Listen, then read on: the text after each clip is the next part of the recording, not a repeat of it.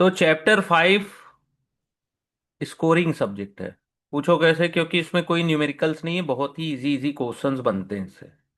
Economic analysis होती है, किसी भी आप इंडस्ट्री का किसी भी स्टॉक या सिक्योरिटी को एनालिसिस कर रहे हैं तो एक बार इकोनॉमी देखनी पड़ती है अपने को। तो प्रिंसिपल क्या होता है माइक्रो एंड मैक्रो इकोनॉमिक का। की वेरिएबल्स क्या होते हैं इकोनॉमिक की, इकोनॉमिक वेरिएबल्स क्या होते हैं फंडामेंटल में। Source of information, role of economic research in equity research, nature of cyclical and secular trend. तो इकोनॉमिक्स होता क्या है, is the study of how people make choice, कैसे पीपल चॉइस करते हैं under condition of scarcity and impact of their choice for people at individual level and society at macro level. ठीक है।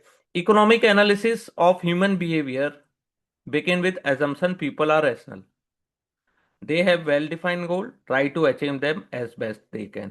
ठीक है, try to achieve their goal, face trade off, materials, both material and humor are limited, making one choice would be generally mean letting go of some other else।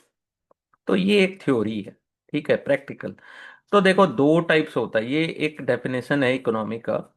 ठीक है, कि होता क्या economics में, स्टडी क्या होती है। मेन होता है माइक्रो एंड मैक्रो इकोनॉमिक्स, जो वेल नोन है। माइक्रो का मतलब है जैसे नाम से दिख रहा होगा, smaller. Micro economic is the study of economic on smaller more detail scale. Macro is the study of economic at larger, macro बड़े रूप में। तो माइक्रो इकोनॉमी में क्या स्टडी किया जाता है, is the study of behaviour of individual and their decision on what to buy and consume based on prevalent price, which turn signal where economy has to direct its productive activity. तो behaviour of individual या decision क्या buy करना है और consume करना है based on price, जो signal देता है कि इकोनॉमी कैसा कर रही है। ठीक है। Price and production level. ठीक है, of good and service in economy क्या होता है, ड्रिवन बाई किसके द्वारा होती है, कंज्यूमर के डिमांड के द्वारा। कंज्यूमर का डिमांड अच्छा है तो प्राइस भी अच्छा होगा, प्रोडक्शन लेवल भी बढ़िया होगा। ठीक है। माइक्रो इकोनॉमिक फोकस करता है डिसीजन मेकिंग में। ठीक है, और वो डिसीजन कितना ओवरऑल सप्लाई एंड डिमांड और पर्टिकुलर गुड एंड सर्विस में कितना ज्यादा इंपैक्ट करता है। ठीक है। तो micro economy also deal with the theory of the firm, extending the concept of individual, here it deal with how firm adopt different strategy to increase their profit। ठीक है। तो पहला जो है important use of micro in the brief है, micro economy deal with understanding and working of free market economy. ठीक है, micro economic help करता है understand how the price of product and service get determined in a economy and how individual and firm behave with regard to those price and how good service in economy distributed among its various participant। यानी बहुत simple सा है, अगर आप इसको पढ़ के समझ पाओ कि price of product and service कैसे डिटरमाइन की जाती है, कैसा बिहेवियर है इंडिविजुअल का प्राइस के अकॉर्डिंग। ठीक है, गुड्स एंड सर्विस के अकॉर्डिंग कैसे डिस्ट्रीब्यूट हो रहा है। ठीक है। तो देखिए इसमें क्या है कि सिंपल एक लाइन में बताऊं तो जितना डिमांड ज्यादा होगा उतना डिमांड प्रोडक्शन ज्यादा होगा, जितना डिमांड हो जाए प्रोडक्ट का उतना प्रोडक्शन ज्यादा होगा। ठीक है, प्राइस भी अच्छा मिलेगा। ठीक है, गुड्स एंड सर्विस में। ये सिंपल सा माइक्रो में टर्म है। मैक्रो बहुत बड़ा टर्म है। Macro big picture, just like GDP कैसा कर रही है, जीडीपी कैसा है, अनएम्प्लॉयमेंट रेट क्या है, ओवरऑल प्राइस लेवल क्या है, इन्फ्लेशन कितनी है, सेविंग रेट क्या है, इन्वेस्टमेंट रेट क्या है। ठीक है। The two major influencer of public policy in economy are government and central bank. कैसे, ये दो ही तो डिसाइड करते हैं कि क्या होने वाला है, इन्फ्लुएंसर इकोनॉमी के। ठीक है। डिसीजन अगर गवर्नमेंट लेती है उसे क्या कहते हैं, फिस्कल। और अगर कोई डिसीजन सेंट्रल बैंक लेती है तो उसे मॉनेटरी बोलते हैं। ठीक है। तो ये दोनों डिसाइड करते हैं कि इकोनॉमी में क्या होने वाला है। ठीक है। तो important use of macro economy देखा जाए तो मैक्रो इकोनॉमी अपने को क्या स्टडी होता है, इससे help us understand the general state of economy, जैसे डोमेस्टिक प्रोडक्शन, डोमेस्टिक कंजप्शन क्या है, जनरल प्राइस लेवल क्या है, ग्रोथ कितनी है, क्वालिटी ऑफ लाइफ कैसा है। Macro economy also help us understand income कैसी, सेविंग इन्वेस्टमेंट कैसा है, एम्प्लॉयमेंट कैसा है इकोनॉमी में। Macro economic model help government and central bank formulate their economic policy for achieving long run economic growth. ठीक है, अपने को मैक्रो इकोनॉमिक मॉडल से ही पता चलता है कि गवर्नमेंट एंड सेंट्रल जो बैंक है, आरबीआई है, वो कैसी इकोनॉमिक पॉलिसी बना रही है जिससे अपन लॉन्ग रन में इकोनॉमिक ग्रोथ को अचीव कर पाएंगे। मैक्रो इकोनॉमी ऑल्सो हेल्प करता है various aspect of international trade off goods and service, जैसे एक्सपोर्ट कैसा है, इंपोर्ट कैसा है, बैलेंस ऑफ पेमेंट क्या है, ठीक है, एक्सचेंज रेट क्या है, एक्सचेंज रेट डायनेमिक्स क्या है। ठीक है, तो मैक्रो ऑल्सो फैसिलिटेट कि how interlink linkage across the economics work. देखो ये बहुत इंपॉर्टेंट पॉइंट है। ठीक है, एक बार माइक्रो आपको समझ में आए या ना आए, मैक्रो जरूर समझ में आना चाहिए। ठीक है,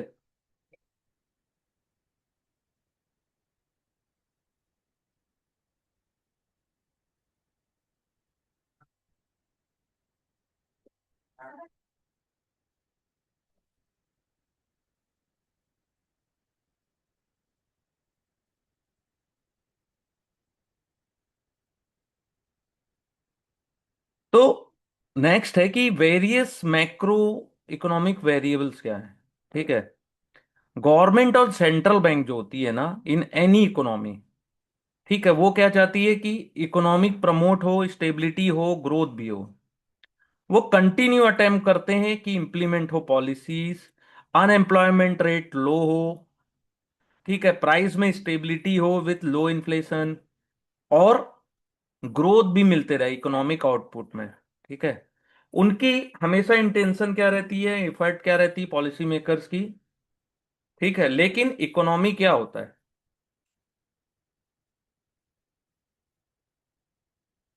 वो go through cycle of boom and bast. आपको पता होगा कि एक साइकिल चलती है इकोनॉमी की।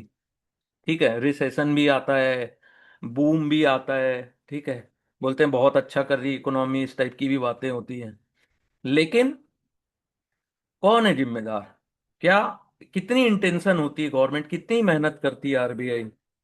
ठीक है, आरबीआई मीन सेंट्रल बैंक किसी भी कंट्री की, कितना, और गवर्नमेंट कितना मेहनत करते हैं उन लोग, कितनी ज्यादा पॉलिसीज बनाते हैं। ठीक है, तो देयर आर मल्टीपल वेरिएबल होते हैं जो इन्फ्लुएंस करते हैं आउटकम को। ठीक है, जैसे एक एग्जांपल है कि आरबीआई ने अटेम्प्ट किया था 2011 12 13 में कि वो इन्फ्लेशन को कंट्रोल कर पाएंगे इंक्रीजिंग इंटरेस्ट रेट।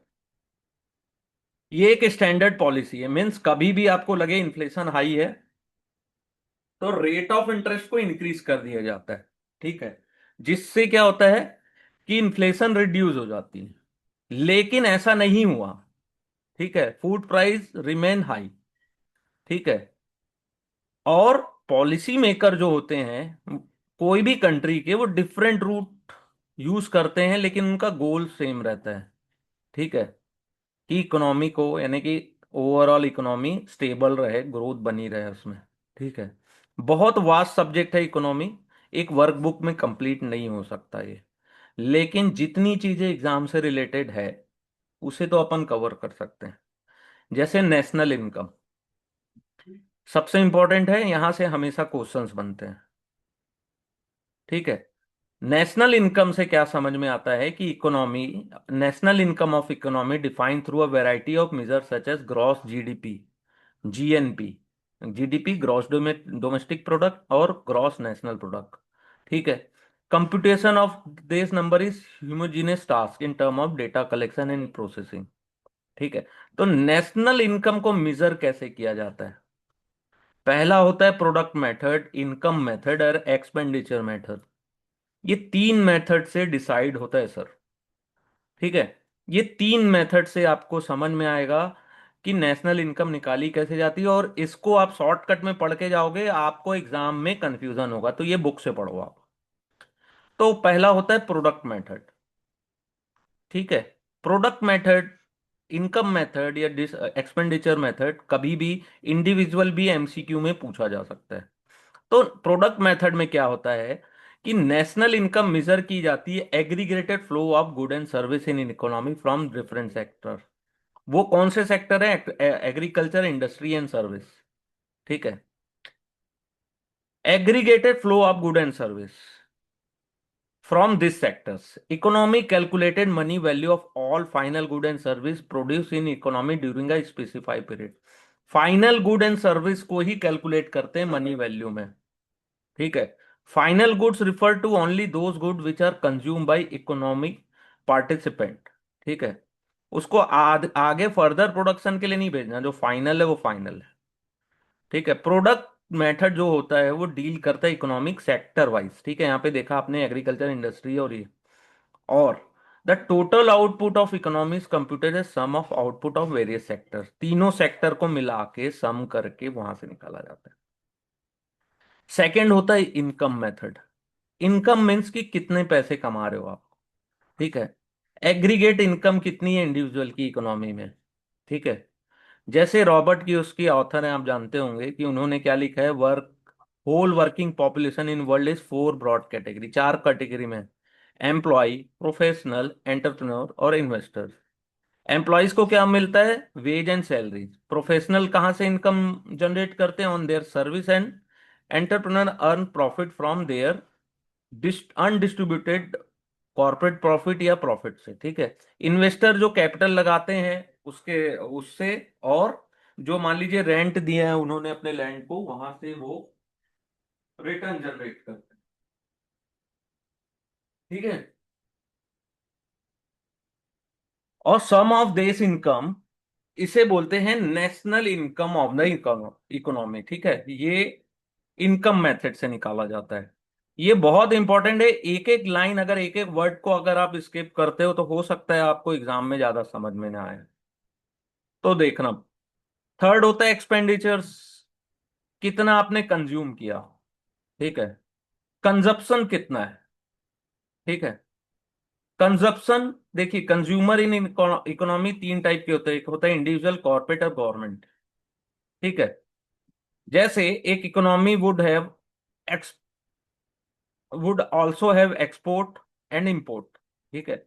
एक्सपोर्ट का क्या मतलब होता है? अपन फॉरेन करेंसी कंट्री से, people of foreign country spending on goods and service produce by ना इकोनॉमी। ठीक है। एक्सपोर्ट कर रहे हैं अपन। ठीक है। इंपोर्ट मीन्स कि हम दूसरी कंट्रीज का गुड एंड सर्विस में पैसे स्पेंड कर रहे हैं। ठीक है। तो ये एक्सपोर्ट और इंपोर्ट समझ जाइएगा। ठीक है। तो the aggregated demand on goods and services computed as sum of private consumption, government spending and gross capital formation and net export. Export word यहाँ पे है। ठीक है। तो एग्रीगेट डिमांड कितनी है हमारे गुड्स एंड सर्विस की, उस पर डिपेंड करता है। ठीक है। तो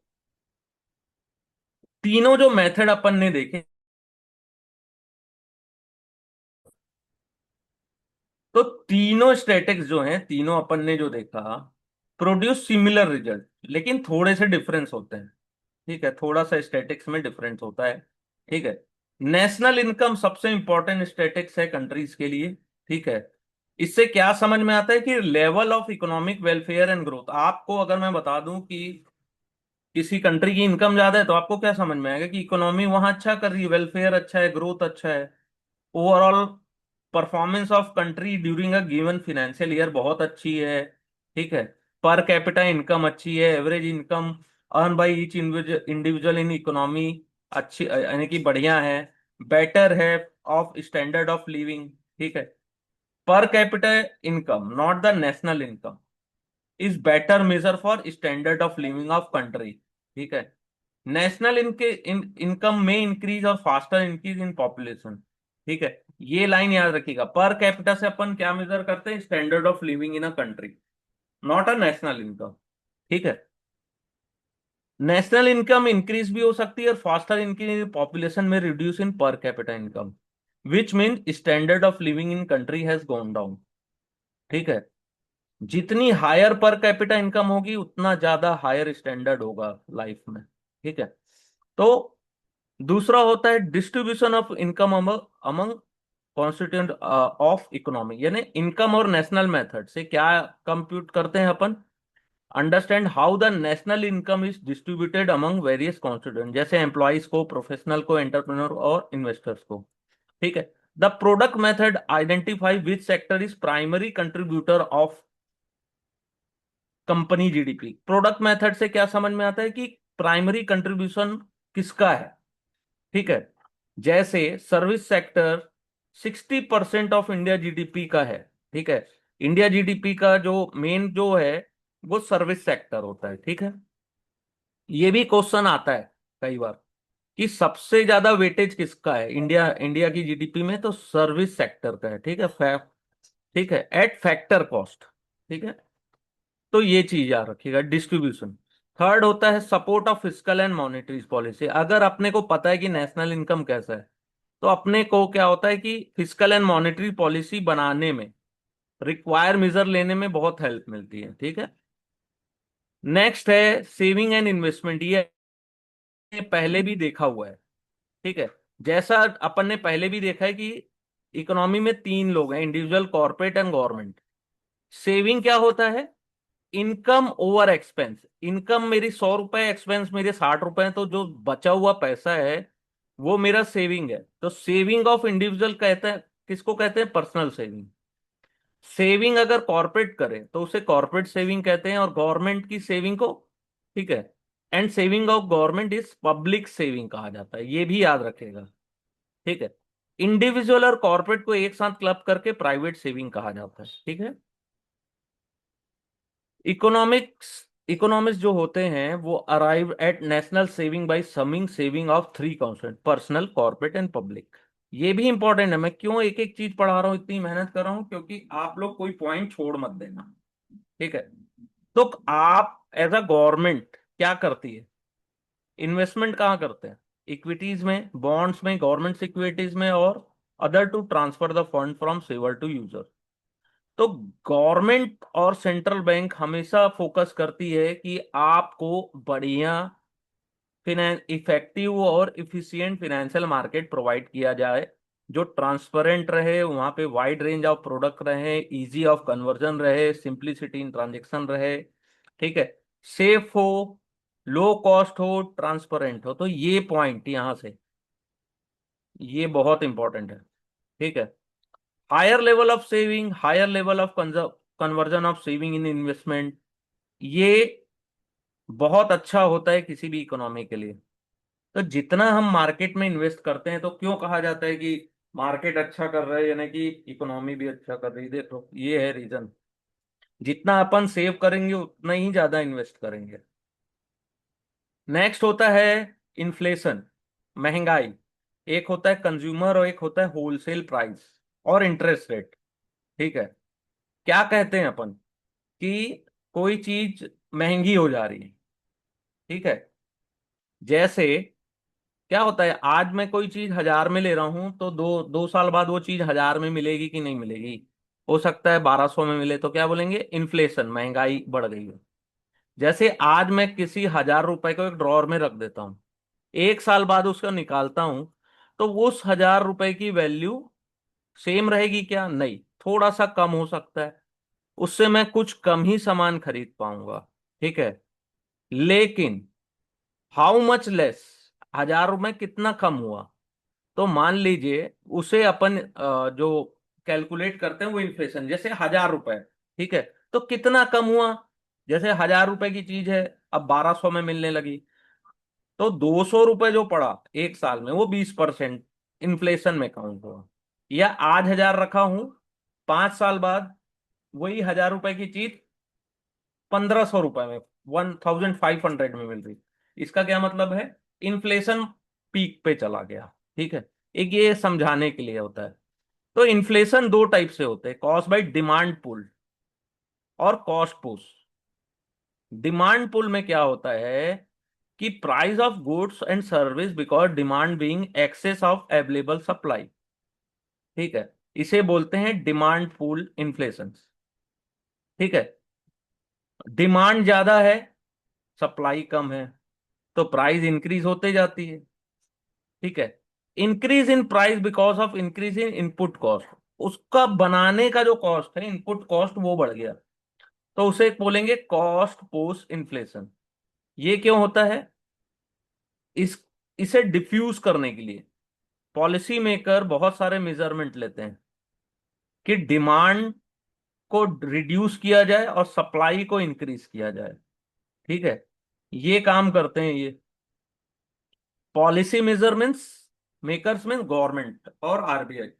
इन्फ्लेशन दो टाइप की होती है, एक होलसेल होती है, दूसरी होती है कंज्यूमर प्राइस, सीपीआई। ठीक है। तो typically economists define a basket of product based on general consumption in economy and compute a price on wholesale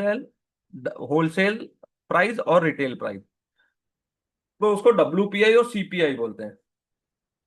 ठीक है। इंटरेस्ट, देखिए डब्ल्यूपीआई सीपीआई का कई बार फुल फॉर्म भी पूछ देता है, इनका कोई भरोसा नहीं, कुछ भी क्वेश्चन आ सकता है। नेक्स्ट जो है सबसे इंपॉर्टेंट जो है वो है इन्फ्लेशन और इंटरेस्ट का closely link parameter. Higher inflation means higher inflation demand करती है हायर रेट, कि पीपल ज्यादा से ज्यादा सेव कर सकें और ज्यादा से ज्यादा पैसे सेव करें और कंज्यूम लेस करें। ठीक है, तो उससे कंजप्शन कम हो जाता है। हायर रेट से क्या होता है? रिड्यूस द इन्वेस्टमेंट और may slow down the overall economy. कभी भी आपने सुना होगा कि रेट ऑफ इंटरेस्ट जब भी बढ़ता है, वो एक सिग्नल देता है कि स्लो डाउन आने वाला है, क्योंकि हायर रेट मीन्स आपको लोन लेने के लिए ज्यादा से ज्यादा रेट ऑफ इंटरेस्ट पेड करना पड़ेगा। ठीक है। तो उससे सबसे ज्यादा इफेक्ट जो पड़ता है वो रियल एस्टेट और ऑटो को पड़ता है, क्योंकि मिडिल क्लास जो आदमी है वो क्या करता है? लोन लेता है, और हायर इंटरेस्ट हो गया, रेट ऑफ इंटरेस्ट बढ़ गया, तो क्या होता है? आप लोन लेने की नहीं सोचोगे, आप बचाने की सोचोगे। अभी कम रेट ऑफ इंटरेस्ट रहेगा तो आप ज्यादा से ज्यादा लोन लोगे, ठीक है, कि अरे पटा देंगे, कुछ नहीं है, चल जाएगा। ठीक है। तो higher inflation reduce the discretionary income that people have और impact their demand of product and service across the board. तो ये बहुत इंपॉर्टेंट पॉइंट है, थोड़ा सा लॉजिकल पॉइंट है, इसको एक बार रीड करिएगा, इसको समझने की कोशिश करिएगा, अगर आपको एक एक बार में वो समझ में ना आया तो। ठीक है। नेक्स्ट है अनएम्प्लॉयमेंट रेट। अनएम्प्लॉयमेंट मीन्स आप नौकरी करना चाहते हो, आप एलिजिबल हो, आप काम करना चाहते हो, ठीक है, अनएम्प्लॉयड हो, in percentage term. Unemployment refer to as eligible and willing to work, जो काम करना चाहते हैं। ठीक है। ड्यूरिंग अ स्लो डाउन क्या होता है इन इकोनॉमी? अनएम्प्लॉयमेंट इंक्रीज होता है, रेट राइज होता है। ठीक है। During a expansion phase unemployment fall होता है। मीन बेरोजगारी कब ज्यादा होती है? जब इकोनॉमी अच्छा नहीं कर रही है, और जब इकोनॉमी अच्छा करती है तो ज्यादा से ज्यादा लोगों को रोजगार मिलता है, तो अनएम्प्लॉयमेंट रेट फॉल होता है। ठीक है। हायर एम्प्लॉयमेंट का मतलब क्या है? ज्यादा रोजगार का मतलब है कि आपको ज्यादा से ज्यादा इनकम, और इनकम अगर बढ़ी तो पब्लिक तो खर्चा करेगी ना, पीपल्स खर्चा करेंगे, तो पोटेंशियल ग्रोथ मिलती है वो इकोनॉमी को। ठीक है। रिवर्स होता कब है? जब एम्प्लॉयमेंट रेट डिक्रीज होता है, तो क्या होता है? जस्ट रिवर्स होता है इसका। ठीक है। इकोनॉमी अच्छा नहीं कर पाती क्योंकि लोगों के पास पैसे नहीं है, खर्चा कहाँ से करोगे? ठीक है। ये बहुत इंपॉर्टेंट पॉइंट्स है। नेक्स्ट है flow of foreign FDI and FPI. Foreign capital flow जो होता है कंट्री में, या तो डायरेक्ट एक्टिव फॉर्म में होता है जिसको फॉरेन डायरेक्ट इन्वेस्टमेंट कहते हैं, और पैसिव फॉर्म में जो होता है वो फॉरेन पोर्टफोलियो इन्वेस्टमेंट होता है। एफडीआई जो होता है, इन्वेस्टिंग एंटाइटीज आती है, डिसीजन मेकिंग में पार्टिसिपेट करते हैं, ड्राइव करते हैं बिजनेस को। ठीक है। Portfolio investment as a indicate in the investment in bank equity और बॉन्ड और एफपीआई। ठीक है, विदाउट एनी मैनेजमेंट।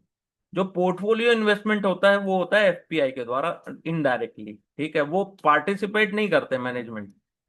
ठीक है। तो एफडीआई को हमेशा देखिए, कोई भी जैसे आईफोन आज के डेट में इंडिया में बनने लगा, तो हमेशा वेलकम करती है डेवलपिंग कंट्री। उसके मल्टीपल बेनिफिट हैं in addition to bring the capital to the country. FDI के आने से क्या होता है, जॉब क्रिएट होता है, न्यू टेक्नोलॉजी आपको सीखने मिलेगी, न्यू मैनेजर स्किल सीखने मिलेगी, नए प्रोडक्ट्स और सर्विस आपको मिलेगी।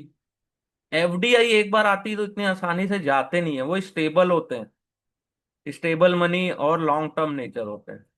एफपीआई को क्या कहा जाता है, हॉट मनी।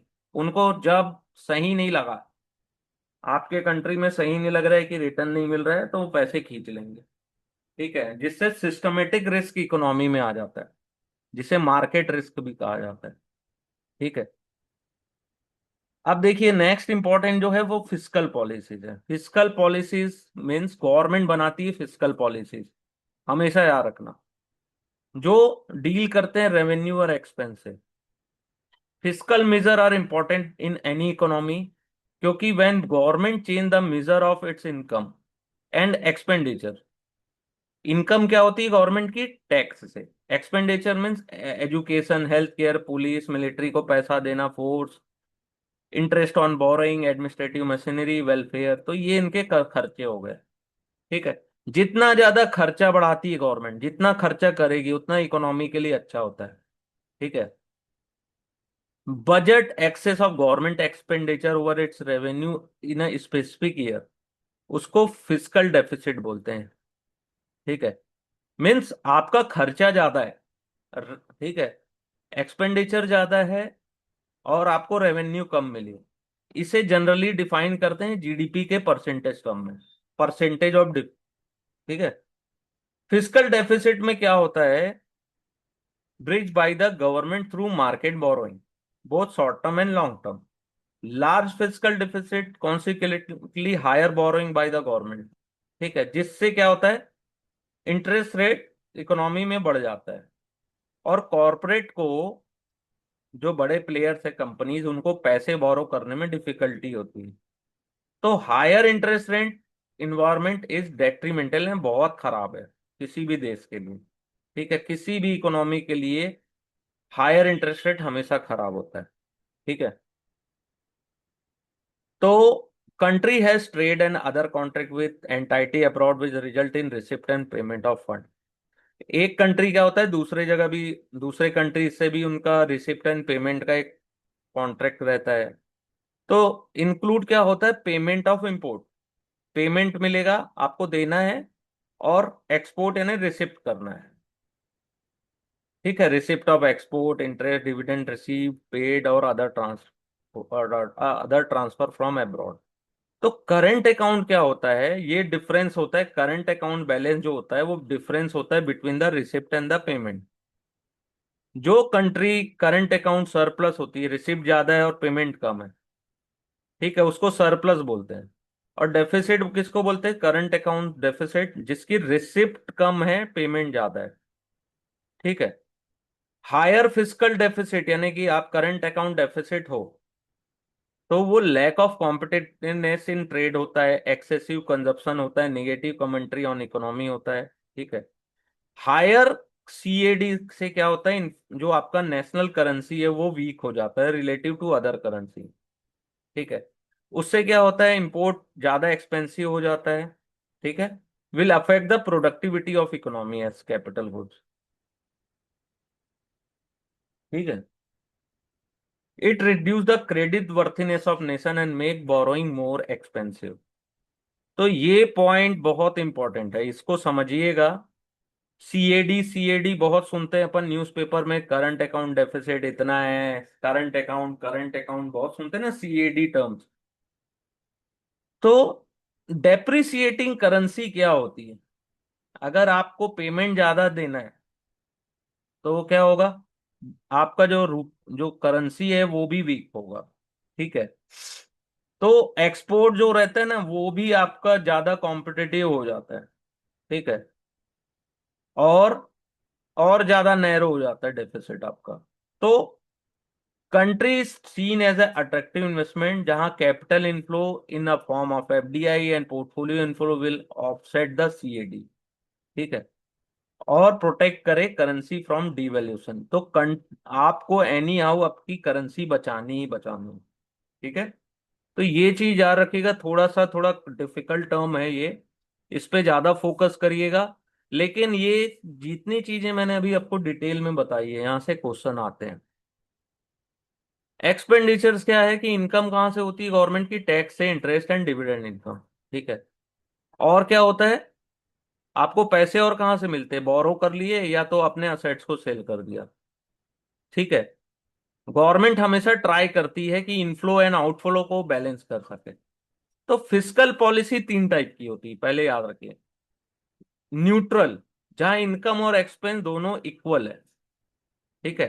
तो न्यूट्रल फिस्कल पॉलिसी। एक्सपेंसरी मीन्स ज्यादा, गवर्नमेंट ज्यादा खर्चे कर रही है अपने इनकम से, तो उसको ऐसा कब करती है गवर्नमेंट, जब रिसेशन हो या इकोनॉमी स्लो मूव कर रही है, तो एक्सपेंसरी। कॉन्ट्राडिक्टरी, कॉन्ट्रेक्शनरी मीन्स गवर्नमेंट खर्चा कम कर रही है, इनकम में ज्यादा फोकस कर रही है। तो गवर्नमेंट का एम है कि अपना डेब्ट को रिपे करे, ऑब्लिक करे। ठीक है। नेक्स्ट है मॉनेटरी पॉलिसी। ये किसके द्वारा होती है, central bank means RBI. Central bank means central bank of India नहीं, RBI, reserve bank of India. ठीक है। वो economy deal with money supply, inflation, interest rate for purpose of promoting economic growth, managing price stability. Monetary policy similar to fiscal, इनका भी इसमें भी दो type की होती है, एक्सपेंसरी और कॉन्ट्रेक्शनरी। एक्सपेंसरी पॉलिसी जो होती है मॉनेटरी में, वो इकोनॉमी को पुशअप करने के लिए, ऊपर बढ़ाने के लिए, मनी सप्लाई मार्केट में बढ़ जाती है। और एक्सपेंसरी में हमेशा याद रखिएगा, रेट ऑफ इंटरेस्ट हमेशा रिड्यूस होता है। ठीक है। कॉन्ट्रेक्शनरी में क्या होता है कि इकोनॉमी बहुत अच्छा कर रही है, ठीक है, तो कूल डाउन करना है इन्फ्लेशन को, इसके लिए क्या करते हैं, रेट ऑफ इंटरेस्ट को इंक्रीज किया जाता है, जिससे मनी सप्लाई स्लो हो जाए। ठीक है। तो देखो, सेंट्रल बैंक कंट्रोल करती money supply, interest rate with tool such as. अब कैसे मनी सप्लाई को कंट्रोल करती है, पहला रेपो रेट। ये देखो, ये बहुत इंपॉर्टेंट है, यहां पे आप हमेशा कंफ्यूज रहोगे, एग्जाम में आता ही आता है। Repo rate means central bank at, repo rate किसको बोलते हैं, rate at which central bank lend money to commercial bank. Reverse rate, repo rate at which central bank borrow money from commercial bank. Repo, reverse repo और CRR, इसका full form भी याद रखेगा, कि minimum percent of total deposit जो आपको, which commercial bank have to hold as cash reserve with the central bank, आपको as a cash reserve रखना है, उसको सीआरआर बोलते हैं। ठीक है। एसएलआर का फुल फॉर्म आता है स्टेचुटरी लिक्विडिटी रेशो, कि minimum percentage of total deposit जो कमर्शियल बैंक को होल्ड करना है in cash, such equivalent such as gold और गवर्नमेंट ऑफ इंडिया सिक्योरिटीज के रूप में। तो यहां से भी क्वेश्चन बनता है। ठीक है। ये कोई शॉर्टकट फॉर्मूला नहीं है, कोई श्योर शॉर्ट फॉर्मूला होता नहीं है कि आपने रेट ऑफ इंटरेस्ट को इंक्रीज डिक्रीज किया तो हो सकता है कंट्रोल में आ जाए, मे बी और मे नॉट भी। ठीक है। तो होता क्या है कि जब अपन पॉलिसी बना लिए और अपन ने मनी सप्लाई इंक्रीज कर दी, तो लोगों ने क्या किया कि स्पेंडिंग भी इंक्रीज हो गई। ठीक है। तो क्या होता है, इन्फ्लेशन भी इंक्रीज हो जाता है क्योंकि डिमांड बढ़ जाता है। और वैसे ही अगर डिमांड बढ़ गई, इकोनॉमी बहुत हिट हो रही है, इन्फ्लेशन बढ़ गया, तो गवर्नमेंट क्या करती है, increase tax to to suck money out of the economy. वो भी गवर्नमेंट भी टैक्स इंक्रीज कर देती है, और इधर मनी सप्लाई को भी डिक्रीज कर देती है। तो ये सब चीजें, तो आपको थोड़ा लॉजिकली ये चैप्टर पढ़ना है, आपको बहुत बहुत बहुत अच्छा लगेगा ये चैप्टर में, बहुत सारी चीजें आपको सीखने को मिलेगी। ठीक है। नेक्स्ट होता है international trade, exchange rate and trade deficit. International trade क्या होता है कि टोटल ट्रेड आपने as a country other countries के साथ किया। तो a country balance of payment in a statement showing transaction of country with the rest of the world. ठीक है। Balance of payment statement broadly divided into two account. ठीक है, एक होता है करंट अकाउंट, एक होता है कैपिटल। करंट अकाउंट में आप जान रहे हो कि import and export of food, goods and service. Capital account में क्या ट्रांजेक्शन आते हैं? FDI, FII, loan and grants. अगर इंपोर्ट ज्यादा है एक्सपोर्ट से तो कंट्री करंट अकाउंट डेफिसिट में है। एक्सपोर्ट ज्यादा है इंपोर्ट से तो करंट अकाउंट सरप्लस है। ठीक है। और अगर कैपिटल है, सेम सिमिलरली कैपिटल अकाउंट भी अगर सरप्लस है क्योंकि इनफ्लो ज्यादा है, मोर देन आउटफ्लो। ठीक है, डेफिसिट कब है? आउटफ्लो ज्यादा है इनफ्लो से ऑन कैपिटल अकाउंट। तो ये बहुत बहुत इंपॉर्टेंट पॉइंट है। इंटरनेशनल ट्रेड क्या होता है ये भी आपको समझ में आएगा। कोई भी country continuously current account deficit में है तो आपको एनी हाउ कैपिटल अकाउंट में सरप्लस होना पड़ेगा, नहीं तो आपका जो करेंसी है, ठीक है, वो बहुत बहुत ज्यादा, यानी कि एक बहुत खराब स्थिति में पहुंच जाता है। ठीक है। करेंसी जो होती है हमेशा वर्ल्ड मार्केट में आप जानते हो एज अ कमोडिटी ट्रेंड होती है। एक्सचेंज रेट जो रिफर होता है, क्या होता है? एक्सचेंज रेट किसको बोलते हैं? The value of one unit of currency with respect to other currencies. ठीक है। नेक्स्ट है ग्लोबलाइजेशन। ग्लोबलाइजेशन आप लोगों ने वर्ड तो बहुत सुना होगा सर, मेहुल जी, आप लोगों ने ये सब वर्ड तो सुने होंगे कि ग्लोबलाइजेशन क्या है, पॉजिटिव निगेटिव क्या है। ग्लोबलाइजेशन मीन्स कोई भी इंडिविजुअल, एबिलिटी ऑफ इंडिविजुअल और या फर्म, आप कोई भी चीज प्रोड्यूस कहीं भी कर सकते हो और कहीं भी सेल कर सकते हो, एनीवेयर अक्रॉस द वर्ल्ड। ठीक है। इसका क्या मतलब है? The resource, people and capital will flow to the place where produce best and earn best. यानी कि आप अपने पीपल्स और कैपिटल दोनों को ले जा सकते हो जहां पे बेस्ट प्रोड्यूस करो और जहां जहां ज्यादा से ज्यादा रिटर्न जनरेट कर सको। ठीक है। तो इससे क्या होता है कि world is becoming flatter with less and less entry barrier, यानी कि एंट्री बैरियर ज्यादा नहीं। उनका ऑब्जेक्टिव क्या है कि आउटपुट को ऑप्टिमाइज किया जाए, to optimise the output of resource. ठीक है। तो इसके बहुत सारे फायदे और नुकसान भी होते हैं। ठीक है। तो इसको देखिए पहले, पॉजिटिवनेस क्या होती है ग्लोबलाइजेशन की? कि best allocation of global resource as they are able to flow where they are produce best and earn best. ये वेरी वेरी इंपॉर्टेंट पॉइंट है बॉस, ऐसा नहीं है, इसको छोड़ मत देना।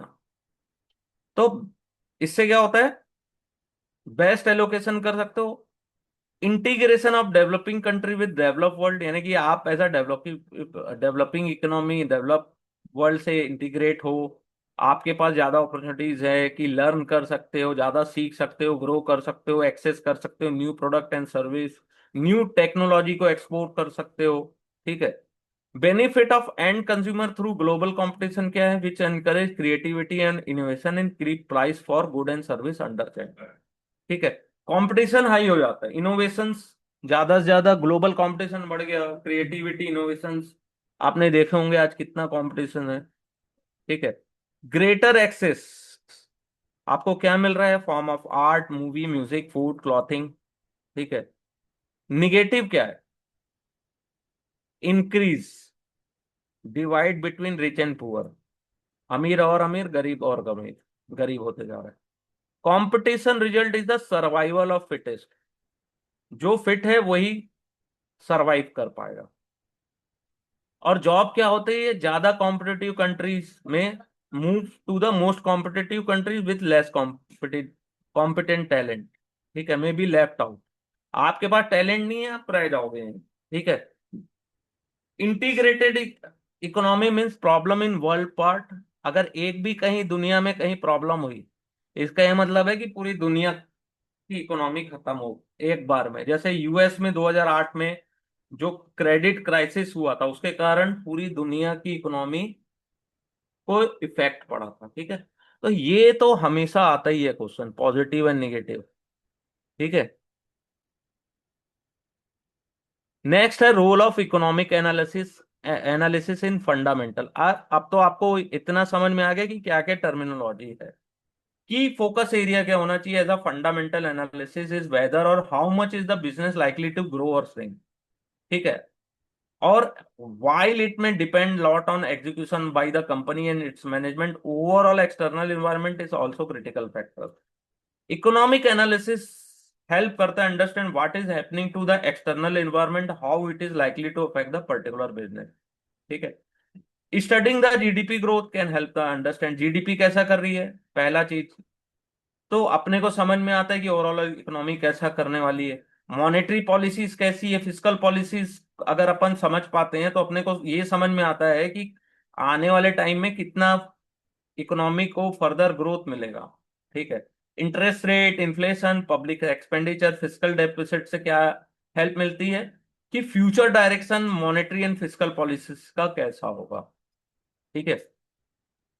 तो ये सब रीड करके एक एनालिस्ट अंडरस्टैंड करता है कि इकोनॉमी ग्रो कर रही है और सेंट्रल बैंक या गवर्नमेंट कितना हेल्प कर रही है इन नियर टर्म। ठीक है।